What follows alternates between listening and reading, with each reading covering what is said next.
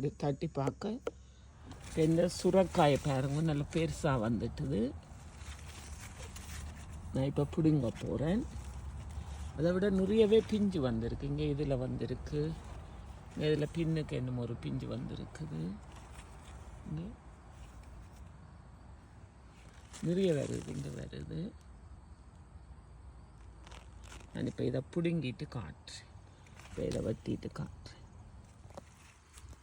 இங்கே பெரிய ஒரு சுரக்காய் என்ற முழங்கையளவு நீட்டு சுரக்காய் வந்திருக்கு. சூப்பரான சுரக்காய் பிடுங்கி இருக்கிறேன். இதுதான் முதல் முறை இந்த சுரக்காய் பிடுங்கினது. பாவக்காய் இப்போ நிறையவே காய்ச்சிருக்குது. இங்கே பாருங்க, இதில் ஒன்று இருக்குது, இதில் இன்னொன்று வந்திருக்குது. பூ வந்திருக்கு பாவக்காயில், பாவக்கொடியில்.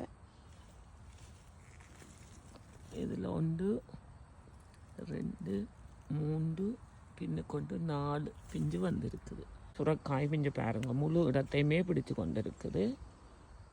இந்த 2 பூசணிக்காயும் இப்போ நல்லாவே வந்துட்டுது. அதை நான் இன்றைக்கி அறுவடை செய்ய போகிறேன்.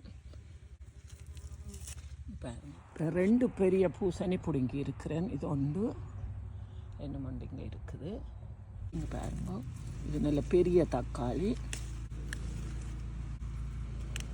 அதில் 3 பெரிய தக்காளி வந்திருக்கு. மஞ்சளாக வந்திருக்கு. ஆனால் 2மே இப்படி தட்டி பார்க்க அந்த சத்தம் முத்தின மாதிரி வருது. மற்றது லீட்ஸ் பிடுங்கி இருக்கிறேன்.